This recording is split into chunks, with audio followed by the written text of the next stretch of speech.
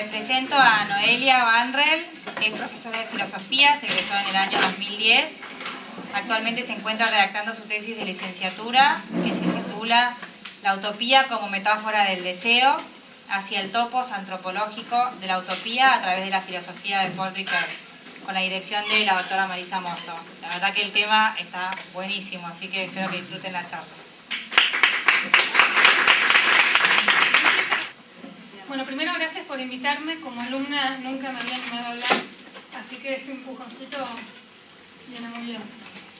Lo que traje acá no es una parte de mi tesis, porque está en proceso de redacción, muy en proceso justamente, pero sí es una presentación de la inquietud y podría ser hasta casi una reseña de lo que espero poder escribir.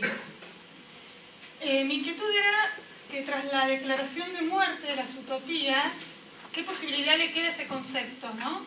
Si ya es un concepto muerto, completamente gastado, o si le queda alguna riqueza más para ser repensado. Volver a pensar la utopía y el lugar de la utopía, ¿no? El lugar de este no lugar, de este ningún lugar. Para esto recurría a dos autores en los que fui encontrando algunas pistas que me permitían pensar utopía no desde un lugar de la sociología o de la historia o de la política, que es como usualmente lo encontramos. Estos autores son Hugo Mujica y Paul Ricoeur. De Ricoeur no hace falta que haga mucha introducción, de Hugo Mujica quizás sí, porque no es tan conocido. Es un poeta, filósofo y sacerdote argentino, nació en el 45 creo, actualmente vive, y se puede encontrar mucho material de él, en internet pueden buscar. Él se define a sí mismo principalmente como poeta. Y lo que a mí me permitió, justamente, la obra de él, es marcar un camino desde donde poder empezar a pensar. Un puntito de mi tesis se llama Desde el decir poético de Hugo Mujica y a través de la filosofía de Paul Ricoeur, con lo cual no es una tesis sobre Mujica ni una tesis sobre Ricoeur, pretende ser una tesis sobre este concepto, sobre el volver a pensar este concepto de utopía desde estas intuiciones poéticas, y ahí me allanó mucho el camino Lully con el tema de la razón poética para empezar a ablandar nuestras mentes tan conceptuales, y a través de la filosofía de Ricoeur, porque lo cierto es que igual con la poesía sola a veces no podemos, y acá está la posibilidad de volver a amigarnos, poetas y filósofos, y bueno, en este sentido es el camino que intento hacer, con lo cual voy a citar repetidamente a los dos autores, y cuando cite Mujica, si bien no cito poesía de él, sino que cito ensayos de él, van a notar que los ensayos también tienen un modo de decir muy poético. De hecho, hay un ensayo de él que él lo llama ensayo poético, ¿no? El tema de esta palabra poética, que lo que nos pide es demorarnos en la palabra, ¿no? No nos sirve en bandeja justamente los significados, nos pide demorarnos, escuchar, ver qué nos pueden decir de nuevo con palabras que ya conocemos, ¿no? Pero algo que dice mucho Mujica y a mí me gusta y creo que tiene mucho sentido, es que con esta palabra poética podemos encontrar lo no dicho en lo que ya se dijo, lo no dicho en las palabras conocidas. ¿Qué les queda por decir? Si no serían ya palabras gastadas, ¿no? Ya estarían agotadas. Entonces comienzo, citando a Hugo Mujica. Cada vez que una época deja de soñar, ya no despierta. Duerme sus sueños sin sueños, sueño gregario, el mismo que todos, pero aislado en cada uno. Diferente a nadie, indiferente a todos. Cuando se extingue su pasión por lo posible, cuando la imaginación no imagina futuros, esa época deja de ser humana, ha claudicado de su esencia utópica, ha amputado su impulso deseante, su deseo de desear, lo humano de su humanidad. Ha comenzado a morir, a dormir sin el sueño de soñar. Fin de la cita. ¿Nos corresponde contarnos entre los hombres de esa época que ha claudicado de su esencia utópica? ¿Nos caracterizamos los hombres de hoy por soñar, pero aislados en cada uno, indiferentes al sueño del otro? El desear del hombre, el que no pierde lo humano de su humanidad, es un desear infinito que no se detiene en lo parcialmente obtenido, que no se contenta con lo ya alcanzado, que no descansa en una meta, porque cuando el deseo tiende a lo ilimitado, la meta no nos es claramente visible. No alcanza a ver la consumación que marcaría su final definitivo. El fin atrae, es un fin, sin por eso ser un final, de ahí su inagotabilidad.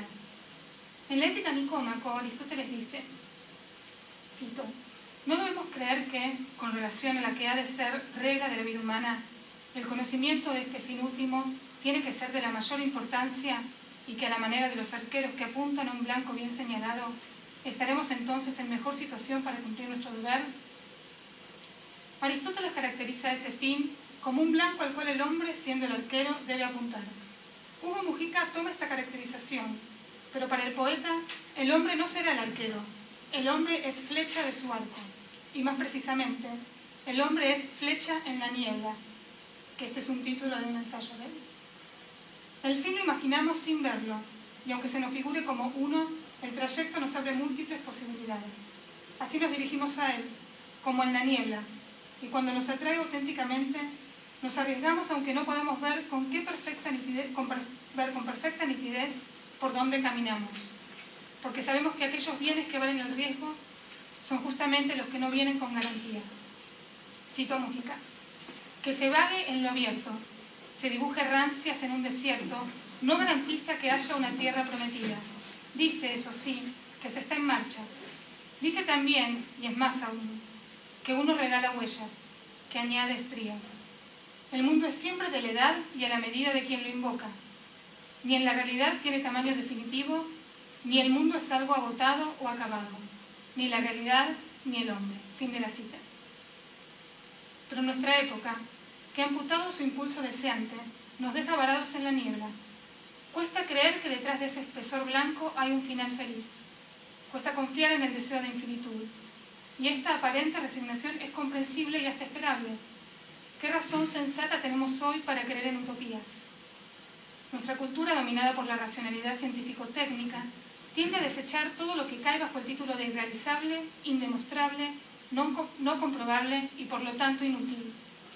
Lo irrealizable, indemostrable y no comprobable escapa de nuestras manos. Se presenta ante nosotros como lo no manejable. Se sustrae de toda posible instrumentalización, motivo por el cual es algo que no nos sirve. Las utopías no se cristalizan en realidad instrumental. No son serviles al proceder de una razón que rinde culto a lo útil y que reserva a lo inútil una función menor, asociada a la distracción o al entretenimiento. Y en aquellos casos en que pareciera fundarse una sociedad utópica en la Tierra, ésta responde con su antítesis, mutando en distopía. De este modo, la utopía se revela ante la violencia de quien pretende alterar su naturaleza. Distopía es así la versión de utopía, tamizada por la aplicación histórica de los principios utópicos. Cuando la utopía es movida por aspiraciones prácticas, por programas meramente políticos, se amputa la insaciabilidad del deseo humano al ponerle como límite un destino inmanente. Se materializa en hecho histórico y deja de ser utopía al devenir en distopía. En este sentido tiene razón Cioran al afirmar que, cito, la utopía es lo grotesco en rosa, la necesidad de asociar la felicidad al devenir y de llevar una visión optimista, aérea, hasta el límite en que se une a su punto de partida, el cinismo que pretendía combatir. En suma, un cuento de hadas monstruoso. Fin de la cita.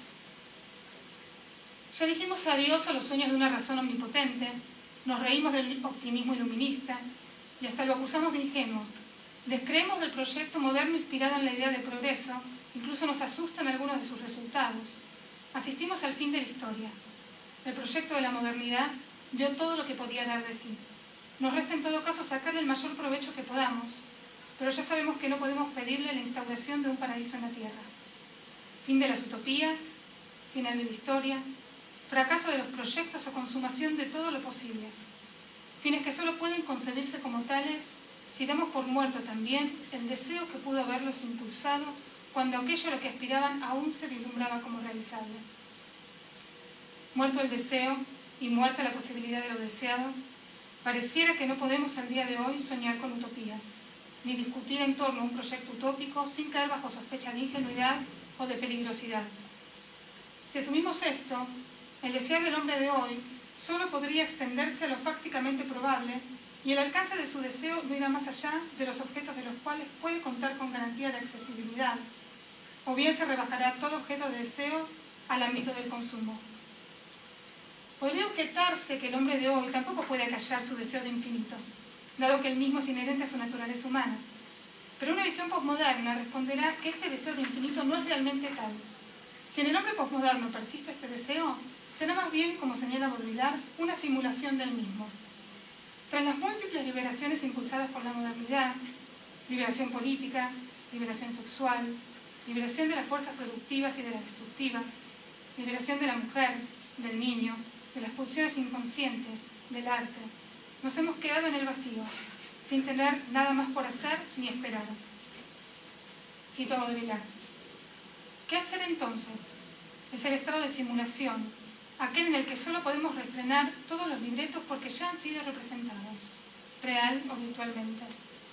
Es el estado de utopía realizada, de todas las utopías realizadas, en el que paradójicamente hay que seguir viviendo como si no lo hubieran sido, pero ya que lo son, y ya que no podemos mantener la esperanza de realizarlas, solo nos resta hiperrealizarlas en una simulación indefinida de ideales, de fantasías, de imágenes, de sueños que ahora quedan a nuestras espaldas y que sin embargo tenemos que reproducir en una especie de indiferencia fatal. Fin de la cita. Pareciera entonces que el concepto dominante de utopía es aquel que vinculamos a consideraciones de tipo históricas y sociopolíticas, el que dejamos relegado un rincón destinado al ejercicio literario de una imaginación extravagante. Es el concepto de utopía que la condujo a su propia muerte, por ineficaz o por ilusoria. Si aceptáramos esta postura, entonces asumiríamos la muerte definitiva no solo de las utopías como ideas y proyectos, sino del deseo de vivir en una comunidad feliz. La declaración de muerte de las utopías responde sensatamente a un concepto de utopía extraviado de su raíz etimológica, raíz que brota de la hondura ontológica del hombre, de una vivencia humana originaria, el desear y el crear. Cito a Hugo Mujica. El hombre es sus sueños. Soñar es su primera libertad, su lucidez inicial.